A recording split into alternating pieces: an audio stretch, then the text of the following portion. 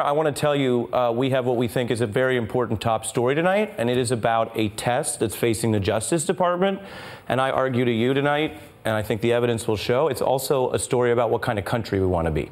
President Donald Trump is demanding, as you may have heard, that the Justice Department use its investigative powers to pursue his partisan political agenda, a scorched earth effort that is, frankly, reminiscent of Richard Nixon, who is, of course, the last president to be pushed out of office. But let's be clear tonight. What Nixon was doing in secret, Trump is doing right here in public, pounding the Justice Department in the Mueller probe. And tonight we can report the top Democrat in Washington, Senator Chuck Schumer, taking to the Senate floor to signal that this is extremely serious. He flatly calls Donald Trump's call for this DOJ probe into Obama officials tonight, quote, grossly autocratic, and says that Donald Trump tonight is, according to Chuck Schumer, leading the United States towards a, quote, banana republic. Now, if you do watch this show regularly, you may have also noticed that our news broadcast does not treat Donald Trump's tweets as automatic news. We do not report on any latest Twitter insults as a kind of national event. But when Donald Trump does do something important that happens to take place on Twitter, we will show the tweet. This is one of those times. Your president, Donald Trump, calling for a DOJ investigation into whether or not the FBI or DOJ infiltrated or surveilled the Trump campaign for political purposes, and if any such demands or requests were made by people within the Obama administration. Trump teeing off these reports that as part of the FBI investigation into Russian election meddling, there was an informant who spoke to unpaid advisors to Donald Trump. Now, the DOJ can take Trump's tweet and file it away or ignore it. Politicians say all kinds of things. But Trump appointee and the supervisor of the Mueller probe, Rod Rosenstein, rushing to essentially give credence to all of this and operationalize Trump's demand, announcing that the internal DOJ watchdog will look at this issue as part of a probe that's already open and that was opened specifically under pressure from House Republicans over the infamous Nunes memo, which was about why Carter Page was surveilled. Now, some legal experts say that probe, this whole thing could just go nowhere. Others responding by saying this is disappointing. Take Eric Holder here, who says it's all going to risk time-honored DOJ independence. That's his view of what Rosenstein's doing, what I'm reporting for you tonight. Now, if any of this sounds maybe like an internal DOJ office dispute where the Justice Department's kind of investigating itself, let's remember the repercussions for the Russia probe here legally and really for Donald Trump's entire presidency loom large, because it was the same internal watchdog that Donald Trump pressured into scrutinizing that Jim Comey deputy, Andy McCabe, a review that ultimately asserted McCabe was, quote, less than candid in interviews, which was then used to engineer that Friday night firing of Andy McCabe. He was the first deputy FBI director ever fired in American history. He was also a potential witness against Trump in the Russia probe, and that was all the exact outcome Trump had demanded, including taking away his pension as more of a vindictive piece of that.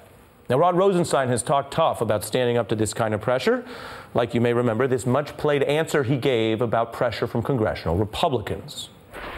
There have been people who have been making threats privately and publicly against me for quite some time, and I think they should understand by now the Department of Justice is not going to be extorted. Any kind of threats that anybody makes are not going to affect the way we do our job.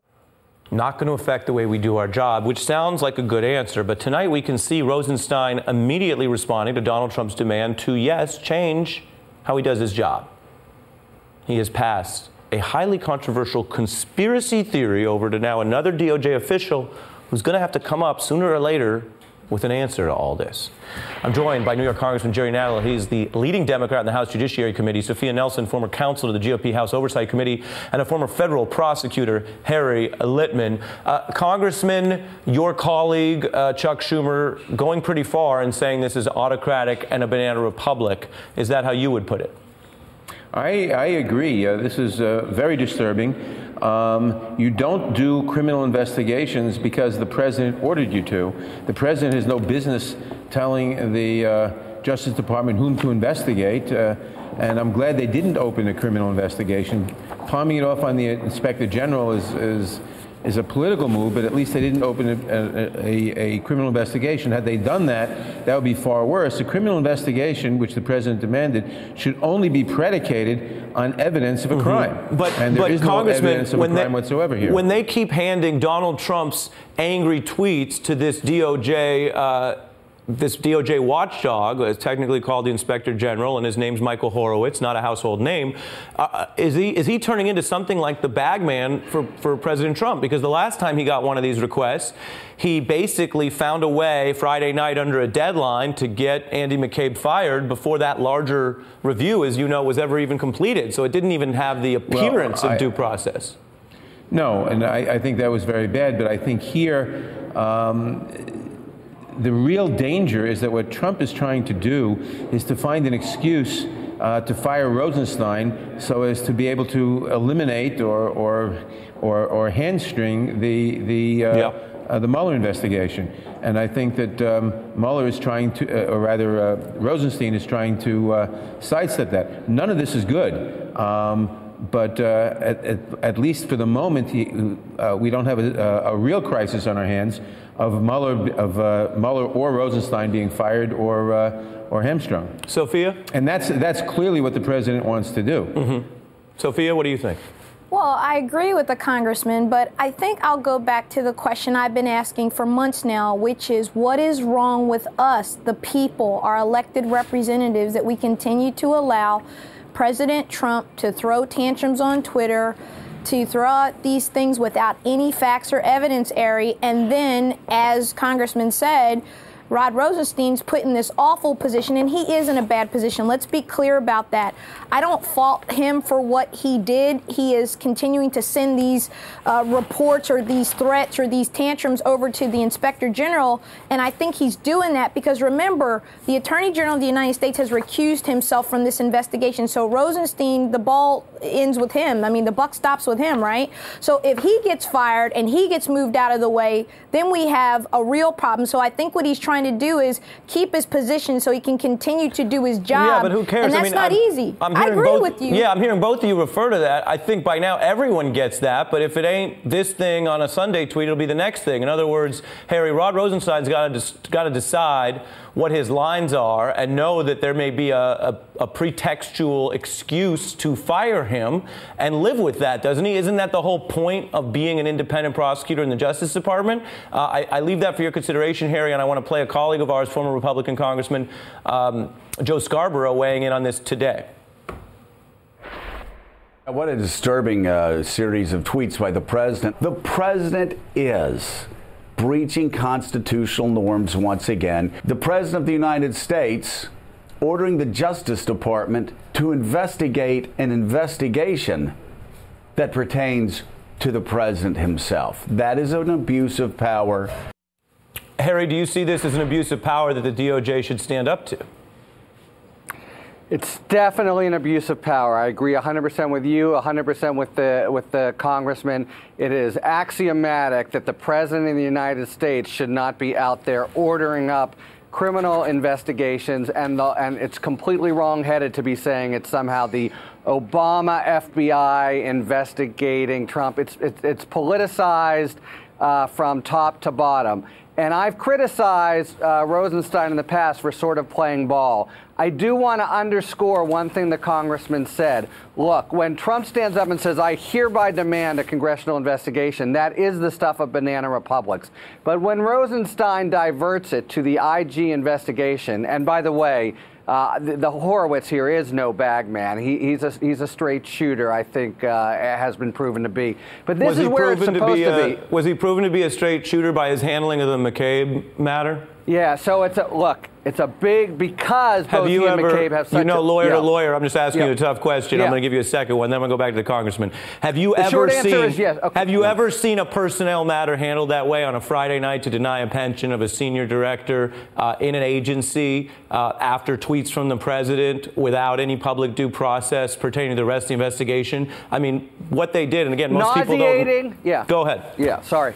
nauseating and outrageous, but that wasn't Horowitz. That was totally Trump to run with it and cut his pension. The only quick point I want to make is... I got to hang you up here, sir, because you're on the beat, okay. So we interrupt for facts. Right. It was Horowitz. Horowitz was in charge of that. He is the person now that has this assignment. He was the one who created the report that went up to senior DOJ leadership, and he created it in isolation to assess McCabe, who also is a key witness, against Donald Trump before the rest of the Clinton email probe matter was reviewed and released. Indeed, that still hasn't come out, and here we are a year and a half later. Your turn. 100% true, but he's not the guy who plays the henchman to lower the boom on Friday night. The thing that was really outrageous was the vindictive overreach to somehow cut McCabe's pension. I think the facts of that are somewhat troubling, and we're gonna see as they come out. But I will tell you that Horowitz has a long-standing reputation. Let me leave it at that and make one quick point. Well, I want to bring in the congressman. Okay. Yes, he has that reputation pre-Trump. The question now, and I put it to you, Congressman Nadler, is like many other people, like Paul Ryan, who said during the campaign many things about how he wouldn't support Donald Trump. We all remember it. He said them in public. Michael Horowitz is maybe going to become a household name because this is a test of how he operates in a Trump Justice Department. Congressman? Well, Michael Horowitz has a reputation and a record as a straight shooter for a long time, and maybe he will be a household name. But the far more important thing, frankly, is the Mueller investigation and that it be permitted to go on unhindered and Rosenstein be permitted to protect it. And so far, he's done that. And that is the important thing, because what is important is that the Mueller, first of all, I presume he's going to want to interview the president. That has to happen with a subpoena if necessary. Then he has to issue the report, and that report has to be made public. That is the important thing. This other, and the fact that we're not actually opening a criminal investigation, that would be totally Banana Republic territory, and they haven't done it. Sophia, take a listen to Sally Yates, who, of course, was briefly acting Attorney General as an Obama holdover, left after a conflict over the travel ban, speaking about all this recently. The president has just taken his all-out assault on the rule of law to a new level. Mm-hmm. And this time he is ordering up an investigation of the investigators who are examining his own campaign. You know, that's really shocking.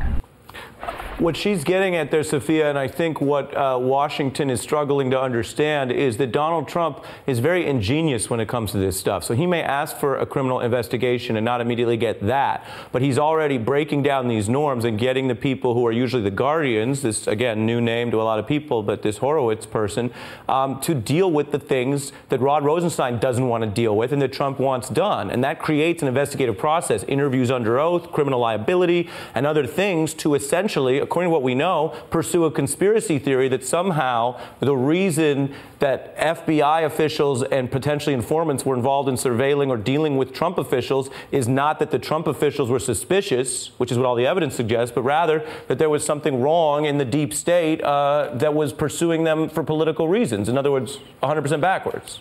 Look, we agree that the president's behavior for a long time has been that of an autocrat. And what they do is they break down norms and they break down institutions.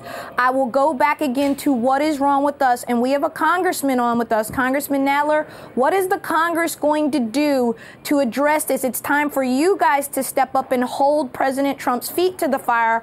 And we know that they're co-equal branches of government. There's a check and a balance. And if the executive is overreaching and he's violating the norms of what we understand to be the rule of law, as Sally Yates says, and I agree, then it's time for us to check him, don't we think? I mean, Ari, isn't that the bottom line? So final question of the segment is from Sophia to the congressman. Well, there are a lot of things that Congress should be doing, but under the Republicans is not going to do. Hopefully, for the salvation of the Republic, we'll have a Democratic majority in January, and then we can protect the independence of the special prosecutor. We can take various actions. Because I agree, what the president is doing is wholly Banana Republic. It's wholly beyond the norms. It's eating away at the constitutional protections that we need, and Congress has to protect it. But this Congress, with the Republicans, will not do it. If the Democrats get control, the Judiciary Committee, which I presumably would chair, would certainly step up to the plate. Right now, the only thing we can do is try to protect the integrity of the investigation of the special prosecutor and make sure that the report is made public.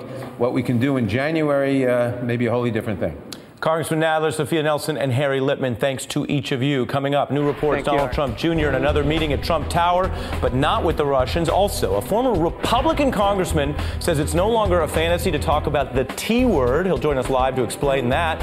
And New York Times former executive editor Howell Raines talking about Trump's unprecedented attacks on the company behind the Washington Post. We'll also tell you why Trump is still getting paid for, yes, that fresh cameo on The Fresh Prince. I'm Ari Melber, and you're watching The Beat on MSNBC.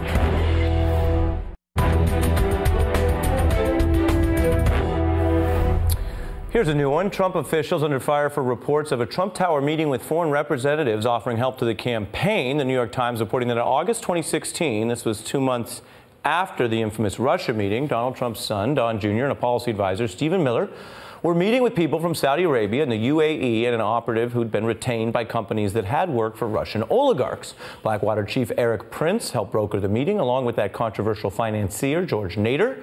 The Times story does not have much of a smoking gun, but Democrats saying tonight it goes to the larger problem that they say the Trump campaign was all too happy to get foreign help, which can be illegal. If these facts are accurate, it demonstrates yet again just how not only willing but eager the president's son and the Trump campaign were to solicit to receive foreign help. If this is accurate, it is consistent with the other Trump Tower meeting with reaching out to foreign sources of information. The report is certainly interesting, and Bob Mueller may hunt down whether any of those people in that new meeting or any of that affiliated money leads back to Russia. But let's be clear, as a new line of attack on the Trump campaign, at least based on the available evidence right now, this one looks like pretty weak sauce. I'm joined by Bill Kristol, founder and editor of the Weekly Standard. Bill, this is not the original Trump Tower meeting. What do you make of it? You're allowed to meet with foreigners. You're allowed to meet with, if you're in a campaign, you're allowed to meet with somewhat squirrely foreigners who maybe don't have the greatest resumes and the greatest reputations for above-board dealings in the world. But you know what tips me off that maybe there's something here, and of course it's the same as with the original Trump Tower meeting, the lying about it. When I was in government, let's say someone asked me to take a meeting and you should check these things out, but maybe it's someone I realize into the meeting, this guy doesn't have the greatest motives. You end the meeting or you say politely, I'm sorry, I can't help you with that, or whatever. And then if 3 months later someone comes to you from the FBI and says, or 6 months later, did you have a meeting with that guy? You say, yes, I did, and nothing came of it, and I didn't do anything wrong, and you should go ask, go see what else he tried to do with other people in the government or whatever. But that was not what Eric Prince, who seems to have been in this meeting, said to Congress, right? He said, oh, no connection at all with any of these people in the campaign. And it's, of course, famously not what the Trump family said, and President Trump himself, in a way, indirectly said about the original Trump Tower meeting. So I guess I have the simple-minded view that if you go to the trouble of lying to Congress or to investigators or putting out fake, phony press releases about meetings you were in, there's something that happened at those meetings that you're not too happy to have come out. Right. So you're saying even if the available information about the meeting doesn't seem all that terrible, the response to it could be itself telling, which is sort of an investigator's sixth sense. You mentioned Eric Prince. Here's Eric Prince talking about all this.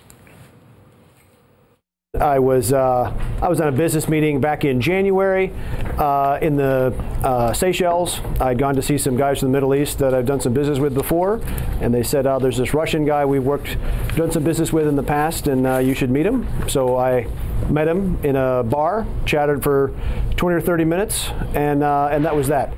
The flip side to all of this is that the Trump folks and Eric Prince lie about all kinds of stuff, including little stuff. Yeah, so you don't know quite what to make of it. I agree with that. But this is sort of, in a way, there's so many things going on, you can almost not keep track of them. But look, I don't know whether this is a huge deal or not. They clearly were happy to have foreign help. There are kinds of foreign help that are legitimate. You could have a meeting with someone who happens to be a foreigner who can tell you something useful about a public policy issue that you're addressing in a campaign. Right? I mean, that's not an illegitimate meeting. You can meet with diplomats. Campaigns often do, actually, from different countries to find out, get their sense of, get their country's point of view on foreign policy issues. So you're allowed to have meetings with foreigners, but of course, this all happens in the context of Trump urging Russia to release the emails, Roger Stone doing his thing with WikiLeaks. I mean, there's an awful lot of smoke here with foreigners meeting with the Trump campaign and the Trump campaign not being entirely candid about it. And then President Trump, as president, let's just not forget this, spending 16 months obsessively trying to stop an investigation into the question of Russian influence on the 2016 election and possible Trump campaign collusion with Russia. Why would you be so upset about the whole thing if it's just 3 inconsequential meetings? Which makes tons of sense. I think you put it very well, and you've mastered a lot of the details on this. I guess my last question to you briefly would be, if Mueller, though, is focused on these Middle Eastern contacts outside of Russia, do you think that puts him outside of his mandate? I don't know. I guess I haven't seen this famous memo that lays out the mandate, but no, look, if he comes across illegalities of other kinds, I think he's entitled to take a look at them. Bill Kristol, always appreciate your insights on this. Thank you. Thanks, Ari. Up ahead on the beat, the Obamas have a new job. We'll tell you what that is. But first, Donald Trump and the T word. There's a former Republican congressman who's actually going there. We're going to have it out. He joins us when we're back in just 60 seconds. Now turning to an important but clearly provocative debate about what could happen to Donald Trump. There is a question being raised by a prominent Republican. Should treason be part of this discussion? My next guest is former Republican Congressman Tom Cole, and he says yes, arguing that there are questions about treason now that have been raised by the evidence that are not just, quote, liberal fantasy. In fact, there's, of course, talk about this across the spectrum. On the right, former Trump advisor Steve Bannon quoted in Fire and Fury and saying that the Russian meeting at Trump Tower was actually, remember when he said this, quote, treasonous and unpatriotic. Harvard law professor Lawrence Tribe has said that Trump's attempt to actually unmask the FBI informant actually verges on treason. That's new. Or take Paul Krugman, who says Trump allegedly selling influence to foreign powers is, quote, effectively treason. Now, as a matter of law, ethics, politics, you name it, this is a very serious issue and not a word to be thrown about lightly about anyone. Of course, that hasn't stopped Donald Trump before. He's thrown out a lot of words about a lot of people, claiming Democrats who didn't applaud during the State of the Union. They were like death and un-American. Un-American. Somebody said treasonous. I mean, yeah, I guess why not? Can we call that treason? Why not? I mean, they certainly didn't seem to love our country very much. Somebody said treason. It might have been one of my two guests who's going to speak to the politics of this in a moment. But first, we turn to Republican Congressman Tom Cole, and for an opposing viewpoint, which we always welcome, the GOP strategist Eric Beach. He's the co-chair of the pro-Trump super PAC Great America. First of all, gentlemen, thank you both for being here. Thanks, Ari. Thank you. Congressman, why do you raise the T word now before all the evidence is in? I think we have a lot of evidence already in the public record, and that's what I based an op-ed recently on, was the public record. First of all, I don't lightly use this term. As you just noticed, the president himself misuses the term, and a lot of people do. But I went to the Constitution, and to commit treason, a person has to be at war with the country and provide aid and comfort to the enemy. Now, the question is, are we at war with Russia because the Russians were doing the hacking? And if so, then are they our enemy? I submit that because of the massive hacking and cyber attacks that were made on this country and on our election system, on our Constitution, that they rise to the level of an armed attack. And an armed attack is basically what the forefathers wrote this in the Constitution. Mm-hmm. They didn't know about cybersecurity. Let me make sure I'm understanding. You're basically saying there's a checklist, as there are for any set of legal charges, and you're saying cyber war makes for the armed conflict, check, and the evidence of collusion makes for a desire by Donald Trump personally to work with Russia during the campaign. You feel that's provable at this point or not? I think if you look at the record, and the record is that you mentioned it and referenced already in today's show, that the initial Trump Tower meeting when they were going to be meeting to get dirt on Hillary Clinton as part of what they said in quotes, the Russian help, the government's help to Donald Trump. So that's established. And let me bring in Eric, just because I want to moderate and make sure we get all views. Eric Beach, your response to this statement from someone who, as you understand, served in good graces with the Republican Party, that your super PAC may be supporting a president who is, quote, treasonous.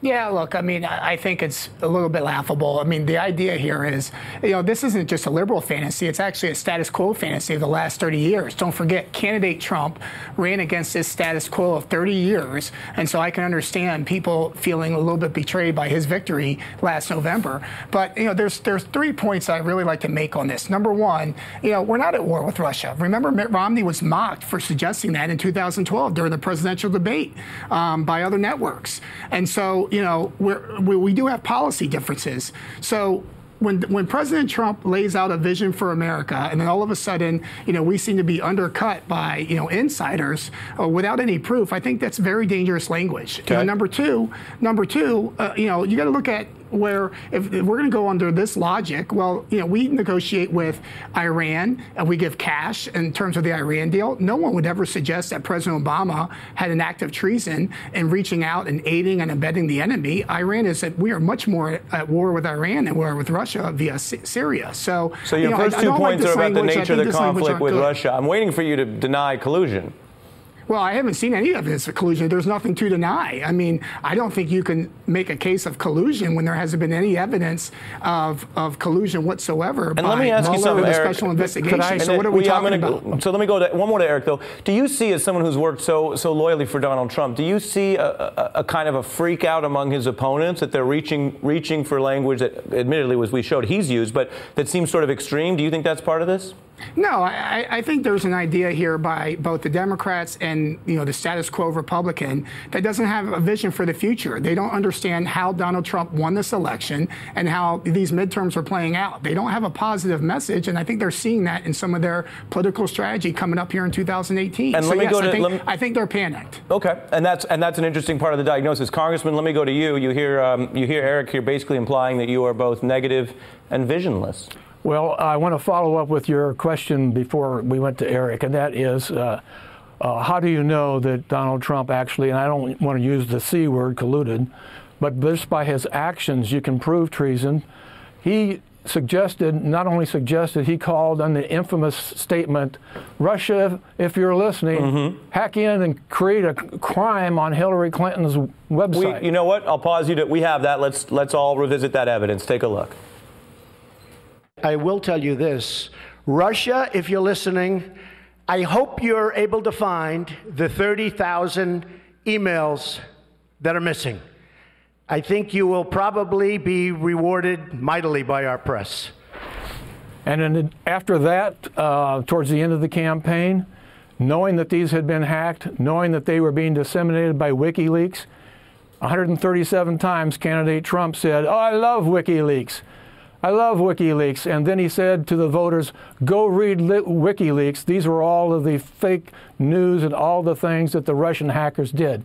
The Russian hackers themselves said that they were in this country hacking into our system because they were having informational warfare against the United States of America. But you don't toss the word warfare around Russians. Don't you risk painting a pretty broad brush if anyone in America who talks positively about those kind of groups, a lot of people have talked about WikiLeaks depending on what story they have out on a given day, that you're raising the most serious charge you can raise of treason?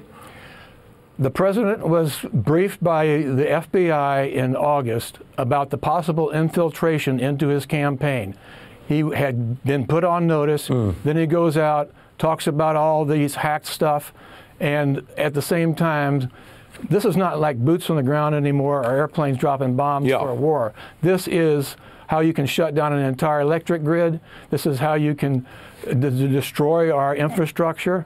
by a cyber attack. So we've got to recognize that this is not the same clause in the Constitution that our forefathers wrote and they had no idea about. Let me take this. your point. You raised an important detail there, talk about evidence, to Eric Beach for a final rebuttal. The congressman raises something that does make your guy look bad, which is he was told at the highest levels, FBI, presidential candidate level briefing, these people are trying to break in. And then what does he do? He goes out and publicly welcomes their participation in a cyber break-in. That's hard for you to explain, isn't it, Eric?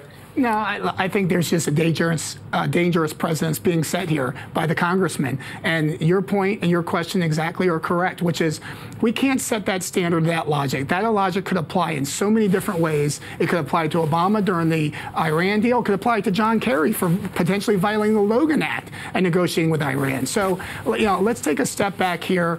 And I think we need to look at this very reasonably and say, look, there hasn't been evidence of collusion. Yes, Russia may have tried to interfere with the election, but that stuff's still trying to be vetted out. Mm-hmm. And we should start focusing on how we prevent that in future elections for our democracy. Eric Beach and Congressman Coleman with a civil discussion of some big topics. Thank you both. As promised, now we turn to Wall Street Journal's Shelby Holliday and Vox's Liz Plank to talk about this and also the politics of this.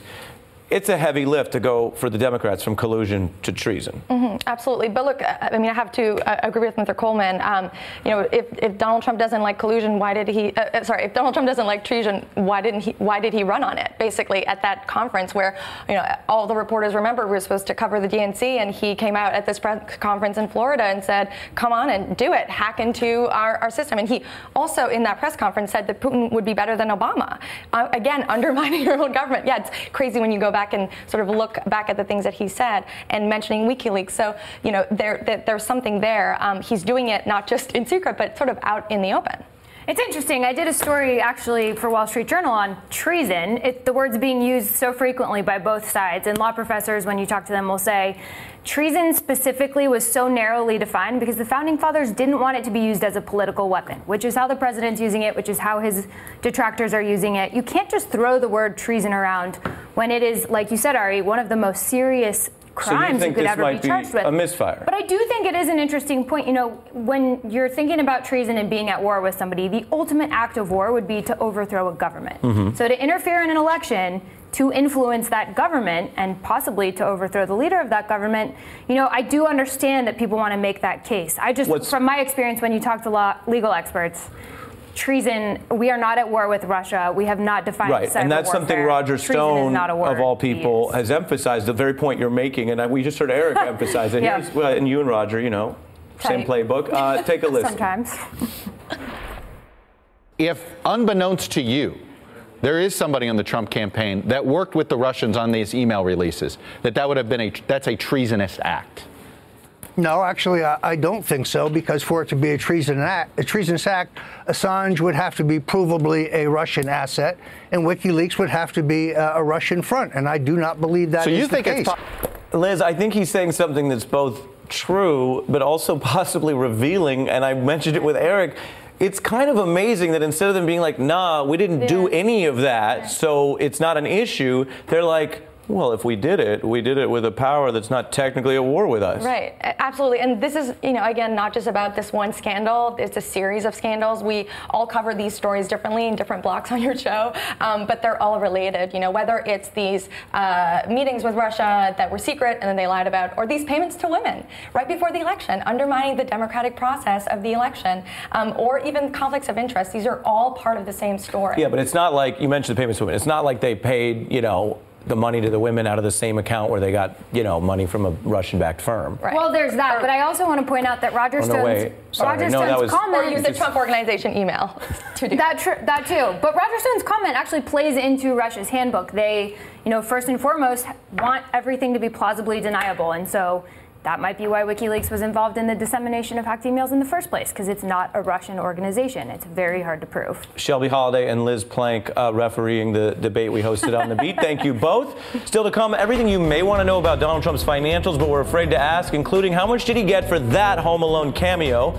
But something else very important. Donald Trump targeting an American company after feuding with the founder, and people say it has a lot to do with the free press. Howell Raines, who used to run the New York Times, is my special guest next live.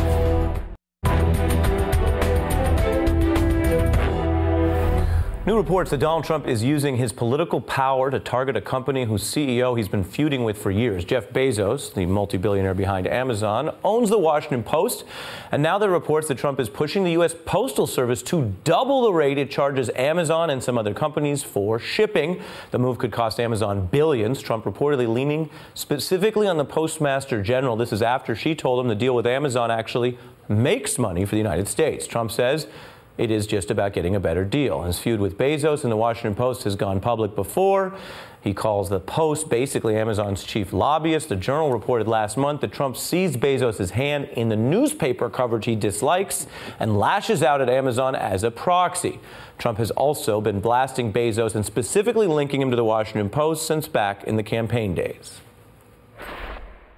Every hour, we're getting calls from reporters from the Washington Post. This is owned as a toy by Jeff Bezos, who controls Amazon. Amazon is getting away with murder tax-wise. He's using the Washington Post for power so that the politicians in Washington don't tax Amazon like they should be.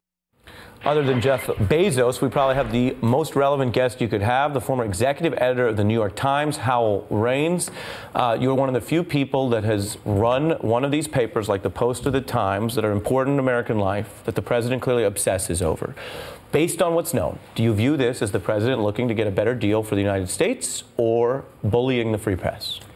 The latter, of course. I agree with Postmaster Brennan and the former Trump's own former budget director, Gary Cohn. He's simply wrong on the numbers, and this would be a devastating move for the economy. Now, what is interesting to me about Trump, he's a gift to the amateur psychoanalysts of the country because everything he does is so nakedly obvious. This is a classic case of jealousy of a particular type that really brings his neuroses to the surface. These are self-made men. Jobs, Bezos, Bill Gates, who are geniuses at finance and have great technical expertise. That Donald Trump, heart of hearts, knows he's a bricks and mortar guy who got his start with daddy's money. And so these kind of people really irritate him. The other thing is he's a classic narcissist in the sense that he values feelings over facts. Clearly, don't a lot of people?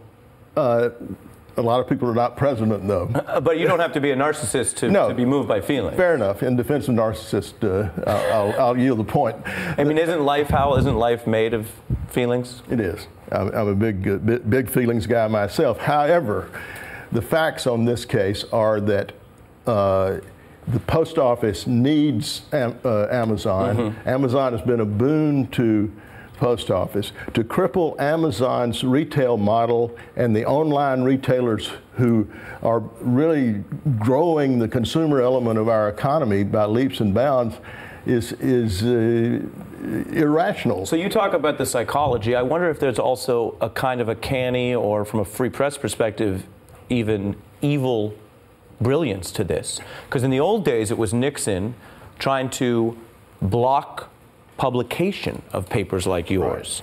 Right. And you lose those cases in court, they're very public, and the paper still comes out. Donald Trump, who many people think of as a kind of a bumbling figure in government life, is clearly, when it comes to his own ego, finding other levers, because this is not getting the same attention as the Pentagon Papers, but according to I think, your implication, it's as potentially serious if he pulled it off. Pulled off the war on the press. Yeah, if he can get the federal government to economically target or bankrupt newspapers. Yeah, of course it would be devastating. But the point that I would make is he's a game changer insofar as journalism goes. He reaches over the heads and around journalists in a way that no one ever has. Like many presidents, he loves press, but he hates the press as an institution. They're natural rivals.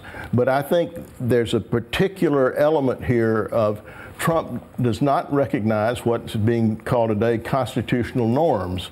So the philosophical argument that I might make for a free press, or that MSNBC makes in its promotional, are completely foreign to his way of thinking. He doesn't he doesn't understand the rubrics of American I think you make a very deep point there politics. because what we think of as accountability, he thinks of only as a personal threat or, as you said, an attack on the narcissist in chief. Yeah. Howell Raines, always appreciate you being here. It's really great. Thanks, Ari. Up ahead, the new job for the Obamas, and we go inside the financial records. It's more than just payments to Michael Cohen. There is a Fresh Prince reference buried in there. Stay with us. The Obama second act now includes a Netflix deal. The former first couple signing a deal to create Netflix movies, documentaries, TV shows. Meanwhile, the current occupant of the White House has, of course, his own Hollywood history. In the 90s, he was featured in commercials selling pizza and other products. He made cameos ranging from The Drew Carey Show to, of course, Home Alone 2. And it turns out, we know this, he's still getting royalty checks from that stuff, all right here. In Trump's most recent financial disclosure form, we have that. Like we got the Michael Cohen news that way, but we also learned he got several $100s for his role in The Little Rascals. Hi, Dad, it's me. You're gonna be so proud of me. I'm gonna win this race. Waldo. Also got a few $100 for a cameo in The Fresh Prince. I've got something to tell you first. Thank you for ruining my life. Ashley! What did you do? Everybody's always blaming me for everything. Yowza.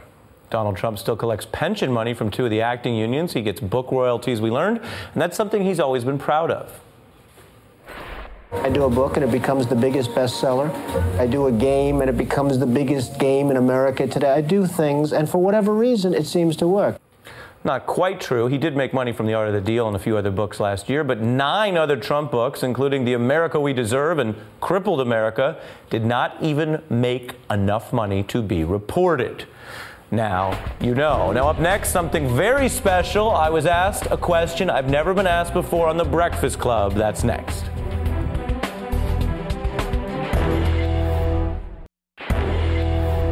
Ending on a personal note, I just got to go on the legendary hip-hop radio show, The Breakfast Club, here in New York. It was a thrill and, honestly, for me, a personal honor to get to sit down with Charlemagne, DJ Envy, and Angela Yee. We talked about Trump and politics, but also policy and police brutality. They had great questions. Before you answer that, is what he did illegal? Now, Ari, I would love to hear your insight on some things that can be done as far as police brutality. Don't you think hip-hop is the most relatable culture and genre ever? You think it's possible that Donald Trump could get reelected, in your opinion? I gave an answer on that re-election. You got to watch it on YouTube if you want to see the whole thing. But they also asked me a question about music that, funny enough, no one's ever asked me before. Let's end with your favorite hip-hop lyric of all time. Of all time? Of all time. Any artist, whatever. That one lyric that motivates you, inspires you. It's all about Ari. Because I've been following Jay-Z for so long. I am fascinated by the evolution from Reasonable Doubt, where this young man with so much obvious genius-level talent is proclaiming, I never cry. But if I did, I'd cry ice. To mid-career Jay-Z, where he's opening up and you have on Song Cry, I can't see the tears coming down my eye, so I had to make the song cry. To what we have now with this fully formed entrepreneur, father, he would say sinner, on 444. Actually letting tears fall. Real men cry. Hey, it's Chris Hayes from MSNBC. You know, every day I come to the office and we make a television show. And every day I think to myself, there's so much more I want to talk about. And so this is our podcast. It's called Why Is This Happening? And the whole idea behind it is to get to the root of the things that we see play out every day. They're driven by big ideas. Each week, I sit down with a person uniquely suited to explain why this is happening. New episodes of Why Is This Happening? Every Tuesday. Listen for free wherever you get your podcasts.